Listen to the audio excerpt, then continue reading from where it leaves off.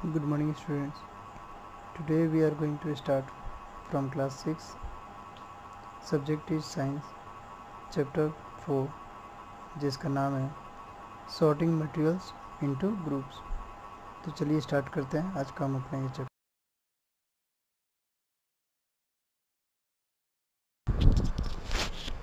Sorting Materials into Groups. सबसे पहले हम बात करेंगे कि ऑब्जेक्ट क्या होता है. Things that can be seen and touched is called an object. जिसे हम छू सकते हैं और देख सकते हैं वो सब कुछ ऑब्जेक्ट होते हैं. ठीक है. और मटेरियल्स क्या होता है? The matter of which an object is made is called material. कोई भी एक मैटर जिस चीज़ से बनता है उसे मटेरियल कहते हैं. In our world we will get variety of objects like for example animals, birds, chalk, paper, shoes, football, toys. There are many different things we are having in this world. ये सभी क्या है? Objects है. ये सब किसी न किसी मटेरियल से बने हुए हैं. इनके गुणों के अनुसार इन्हें हम लोग क्लासिफाई करते हैं. क्लासिफाई ऑफ द ऑब्जेक्ट कैसे करते हैं?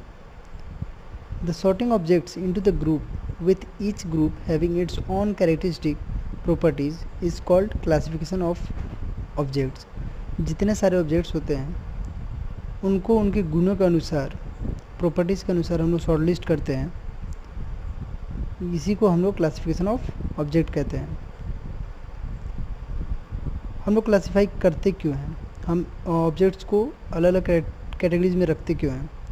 तो first thing, the classification of object into group makes it easier to locate them and work with them. Second, the classification of object into the group helps understanding them. This is because if we know the properties of any one member of the group, we can get an idea of the properties of other members in the group. Okay. Classification के कुछ basic rules हैं, उसके अनुसार हम लोग classification करते हैं. The classification of various objects into the group can be done on the basis of their similarities and dissimilarities, such as living, non-living, plant or animal, natural or man-made, like this one. ठीक है. Nature of the material जो होता है उसमें भी different types और characteristic होते हैं उनको क्लासिफिकेशन करने के लिए. फॉर एग्जांपल उसके use, colour, shape, size, appearance, hardness and texture के अनुसार हम इसे क्लासिफाई करते हैं. तो सबसे पहले हम लोग क्लासिफाई करेंगे the two main groups, that is living and non living. Living को हम लोग दो ग्रुप में डिवाइड करते हैं, plants and animal. Non living को भी हम लोग बहुत तरह से अलग अलग ग्रुप्स में क्लासिफाइड करते हैं on the basis of their nature of material, use, colour, shape, size, appearance, hardness and texture. Okay. The classification of object into the group can be done only when the objects have similarities and dissimilarities. ठीक है. जो उनके characteristic होते group में, जो भी materials होंगे उनमें सब में कोई समानता होगी, तभी हम लोग उसको क्लासिफाइड करते हैं. Classification of object as living and non living. तो फर्स्ट हमारा है कि सारे ऑब्जेक्ट्स को हम लोग पहले लिविंग एंड नॉन लिविंग में डिवाइड करते हैं. तो लिविंग क्या है? All the living objects need food, water and air for their survival, whereas non living objects do not require this things. जो लिविंग थिंग्स होते हैं उनको सर्वाइव करने के लिए वाटर चाहिए, फूड चाहिए, एयर चाहिए, बट नॉन लिविंग थिंग्स को ऐसा कुछ नहीं चाहिए. लिविंग के अगर एग्जांपल की बात करें, लाइक डॉग, ठीक है, किसी ट्री हो गया, फिश हो गया, ये सब लिविंग में होते हैं. नॉन लिविंग में like table, toy, like pencil, knife, ये सब नॉन लिविंग थिंग्स में आते हैं। यहाँ पे आपके सामने कुछ ग्रुप में ये living and non living groups में डिवाइड किए हुए हैं। लिविंग थिंग्स में ये सब नाम दिया हुआ है एंड नॉन लिविंग थिंग्स में यहाँ पे चार्ट दिया हुआ है, इसे आप देख सकते हैं। अब हम लोग लिविंग थिंग्स को डिवाइड करेंगे। Classification of living things, object as plants and animal. Living को हम लोग दो हिस्सों में डिवाइड कर रहे हैं, प्लांट्स में एंड एनिमल्स में। प्लांट्स होते हैं, all the plants can make their food by using carbon dioxide, water and sunlight, whereas animals can not make their food, they are dependent on the plant और other animal. ठीक है, plants के यहाँ पे कुछ chart में नाम दिया हुआ है और कुछ एनिमल्स का नाम दिया हुआ है, जिसे आप देख सकते हैं ऐसे अलग अलग ग्रुप किए हुए हैं। Now we will classify the non-living things. The non-living objects can be classified on the basis of material, their uses, color, shape, size, appearance, hardness, textures, etc. तो कोई भी ऑब्जेक्ट जिस मटेरियल से बना होता है उसके shape, use, colour, size, appearance, hardness और टेक्सचर्स द्वारा हम लोग उसको क्लासिफाइड करते हैं। लाइक जैसा हमें पता है कि बहुत सारे ऑब्जेक्ट्स होते हैं बहुत ही ये मजबूत होते हैं, कुछ सॉफ्ट होते हैं, किसी का शेप राउंड होता है, किसी का शेप स्क्वायर में होता है, किसी का साइज छोटा होता है, किसी का बड़ा होता है, किसी का अपीयरेंस जो होता है बहुत ही शाइनी होता है, किसी का डल होता है, उनके यूज भी अलग अलग होते हैं। इस तरह हम लोग अलग अलग क्लासिफाइड करेंगे। तो सबसे पहले बात करेंगे मटेरियल क्या होता है। उससे पहले हम लोग स्टार्ट करते हैं मैटर क्या होता है। Any things which has mass and occupies the space is called matter. और मटेरियल क्या होता है, the matter of which an object is made is called material. Like अगर टेबल है, टेबल किस चीज़ से बना होता है, वुड से बना होता है, तो वुड हमारा would is a material of the table. ठीक है, वैसे ही जो कील होते हैं वो किस चीज़ से बनाता है, आयरन से बनाता है, तो iron is also a material. ठीक है, तो कुछ मटेरियल्स के नाम दिए हुए, would, glass, metal, steel, stainless steel, plastics, paper, ये सब क्या है, मटेरियल होते हैं। मटेरियल्स को भी दो हिस्सों में डिवाइड किया गया है, नेचुरल मटेरियल और मैन मेड मटेरियल। नेचुरल में जो नेचर में पहले से ही पाए जाते हैं, for example wood, coal, rocks, minerals, water, gold, ये सब क्या है, नेचुरल है। मैन मेड क्या होते हैं, for example iron, stainless steel, cement, glass, plastic, paint, nylon, ये सब मैन मेड है। कुछ यहाँ पे पॉइंट्स आपको नोटिस करना होगा। The same object may be made of different materials. Like chair को हम लोग वुड से भी बना सकते हैं, मेटल से, प्लास्टिक से और कंक्रीट से भी बना सकते हैं। वैसे ही many kinds of object can be made of the same material. बहुत सारे चीज़ें हैं जो सेम मटेरियल से बन सकता है। फॉर एग्जांपल देखें तो वुड से हम लोग टेबल, चेयर, डोर, विंडोज़, ये सब बना सकते हैं। आयरन से nail, bucket, machine, pipe, utensils, ये सब बन सकता है। Now we will talk about some combination of materials. बहुत सारे ऐसे ऑब्जेक्ट्स होते हैं जो एक दूसरे मटेरियल से मिलकर बनते हैं। फॉर एग्जांपल बिस्किट जो होता है, biscuit is an object which is made by the combination of 3 materials, white floor, sugar and oil. वैसे ही यहाँ पे एक नीचे जो आप चार्ट देख रहे हैं उसमें tea, dry cell, ball pen, ये सब का दिया हुआ है जो किस किस चीज़ से मिलकर बनता है, इसके बारे में पूरा चार्ट दिया हुआ है।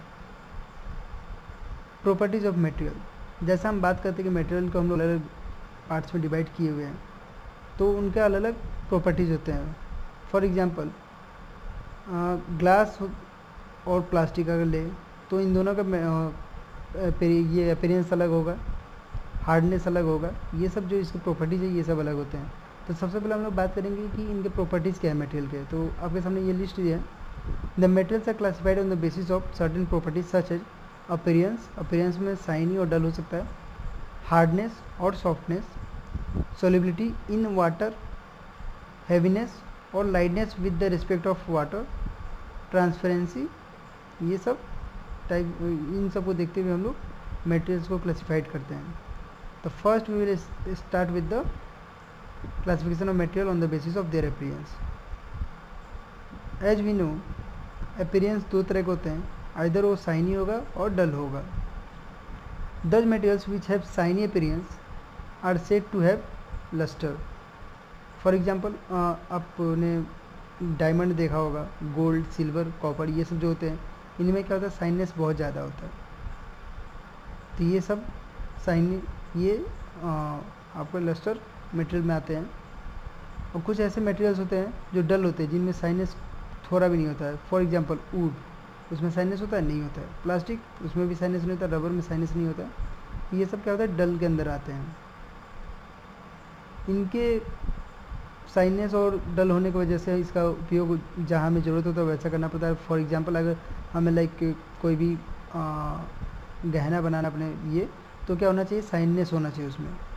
और अगर हर चीज़ तो हम लोग शाइननेस यूज़ नहीं कर सकते हैं। लाइक टेबल बनाना है, अगर उसमें शाइननेस ज़्यादा है, या फिर घर में हर जो मटेरियल हम लोग यूज़ कर रहे हैं कोई भी ऑब्जेक्ट के लिए, उस सब में शाइननेस है, तो देखने में बहुत ही अजीब सा लगेगा। वैसे ही कुछ चीज़ों में जिनमें शाइननेस की ज़रूरत नहीं है, तो हम लोग ऐसे ऑब्जेक्ट, ऐसे मटेरियल को यूज़ करते हैं। अब है classification of materials on the basis of hardness and softness.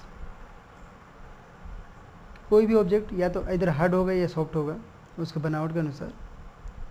तो जहाँ पे हम लोग को हार्ड मटेरियल्स चाहिए, वहाँ पे like for example iron, steel, wood, इन सब क्या होते हैं, हार्ड मटेरियल्स होते हैं। तो हम लोग हार्ड मटेरियल्स का उपयोग करते हैं। अगर वर्ल्ड में सबसे जो हार्डेस्ट मटेरियल का नाम बताया जाए तो डायमंड होता है। तो इनका यूज कहाँ होता है, लाइक किसी भी कंस्ट्रक्शन में काम में आता है। Like iron is hard material, तो ये जो ब्रिज आपको दिख रहा है ये आयरन का बना हुआ है। और सॉफ्ट मटेरियल क्या होता है, सॉफ्ट में जो मटेरियल्स बहुत ही इजीली कंप्रेस्ड हो सकते हैं, कट कर सके, बेंड किए जा सकते हैं, ये सब सॉफ्ट मटेरियल कहलाते हैं। फॉर एग्जांपल कॉटन होता है सॉफ्ट। तो लाइक अगर हमें कॉटन का यूज़ कहाँ है, आपको पता है, कपड़े में। तो लाइक कपड़े में हमें कॉटन यूज़ करते हैं क्योंकि सॉफ्ट होता है। अगर उसमें हार्ड मटेरियल यूज़ करेंगे तो हमारे लिए अनकम्फर्टेबल होगा। वैसे ही अगर हम बात करें हार्ड मटेरियल का, तो हार्ड मटेरियल क्या होता है, जिसको हम लोग इजीली कंप्रेस नहीं कर सकते हैं, कट नहीं कर सकते, बेंड नहीं कर सकते हैं। फॉर एग्जांपल आयरन, तो आयरन क्या है कि जो इसको हम लोग बेंड नहीं कर सकते। तो इसीलिए जहाँ पे हार्ड मटेरियल की ज़रूरत होती है, फॉर द एग्जांपल कंस्ट्रक्शन, तो वहाँ पे हम लोग हार्ड मटेरियल यूज़ करते हैं। The third one, classification of material on the basis of there solubility in water. बहुत सारे ऐसे मटेरियल्स होते हैं जो वाटर में सोल्यूबल होते हैं। फॉर एग्जांपल सॉल्ट, शुगर, ये सब क्या होता है, वाटर में सोल्यूबल होता है। एंड बहुत सारे मटेरियल्स ऐसे होते हैं जो वाटर में सोल्यूबल नहीं होते हैं। फॉर एग्जांपल सैंड, वाटर में सोल्यूबल नहीं होता है। There are many gases which are soluble in water. For example oxygen gas dissolves in water. इसीलिए वाटर में जो ऑक्सीजन के कार्बन ऑक्सीजन की मात्रा रहती है, इसीलिए जो एनिमल्स पानी के अंदर रहते हैं, फॉर एग्जांपल फिश, वह वाटर के अंदर जो डिजॉल्व ऑक्सीजन होता है उससे अपना सांस लेने में मदद मिलता है उन्हें। Carbon dioxide gas also dissolve in water. The two example of the gases which do not dissolve in water. कुछ ऐसे गैसेज होते हैं जो वाटर में डिजॉल्व नहीं होते हैं, जो लाइक फॉर एग्जांपल नाइट्रोजन जो होता है वो वाटर में डिजॉल्व नहीं होता है। Now we will talk about something, the classification of materials on the basis of their heaviness and lightness with the respect of water. Water में अगर कोई भी मैटर जो है डूब जा रहा है, फ्लो नहीं कर पाए, उसमें तैर नहीं पा रहा है, तो वह क्या होता है, हैवियर देन वाटर कहलाता है। और कुछ ऐसे होते हैं जो लाइटर देन वाटर कहलाता है, जो उसके ऊपर तैरते रहते हैं। For example iron is the material which is heavier than water. Iron डूब जाता है, बट वुड जो होता है वह पानी में नहीं डूबता है, ऊपर तैरते रहता है। तो ये क्या होता है, ये लाइटर देन वाटर है। The fifth number, the classification of material on the basis of transparency. Transparency क्या होता है, लाइक एक ऑब्जेक्ट है, उसके अगर हम लोग आर पार देख सकते हैं उसे क्लियरली, हम लोग उसके like the materials through which we can see clearly are called transparent material, like glass के हम लोग आर पार इजीली देख सकते हैं। एयर, वाटर, ये सब क्या है, ट्रांसपेरेंट मटेरियल होते हैं। वैसे कुछ ऐसे मटेरियल्स होते हैं जिसमें हम लोग हल्का देख पाते हैं, माने पूरी सफाई से नहीं देख सकते हैं। वैसे जो मटेरियल्स होते हैं वो ट्रांसलूसेंट कहलाते हैं। तो the materials through which we can not see clearly are called translucent material. For example अगर देखा जाए जो बटर पेपर होता है या ग्राउंड ग्लास होता है या टिश्यू पेपर या फिर ऑयल्ड पेपर जो होते हैं, उसमें क्या होता है कि हल्का हल्का हमें कुछ बाहर की चीज़ें दिखाई देती हैं, पूरी तरह से नहीं दिखाई देती हैं, like muddy water and clouds also. और कुछ ऐसे मटेरियल्स होते हैं जिनमें हम लोग बिल्कुल कुछ नहीं देख पाते हैं उसके आर पार, वैसे मटेरियल्स को ओपेक कहते हैं। लाइक वुड का अगर वुड लकड़ी का अगर दरवाज़ा बनाया तो हम लोग उसके आर पार देख सकते हैं, नहीं देख सकते हैं। तो ऐसे मटेरियल्स क्या कहलाते हैं, ओपेक कहलाते हैं। ये सब मटेरियल्स हैं जिसको उनके हार्डनेस के अनुसार, उनके ट्रांसपेरेंसी के अनुसार, उनके शाइनीनेस के अनुसार उसको डिवाइड किया गया है, किसका कहाँ पे यूज है, ये सब भी आपके बुक में दिया हुआ है। Now there are some exercises, you can start with the exercise. अगर आपको कोई भी प्रॉब्लम हो रही है तो आप हमें डायरेक्ट कॉन्टैक्ट कर सकते हैं। Thank you.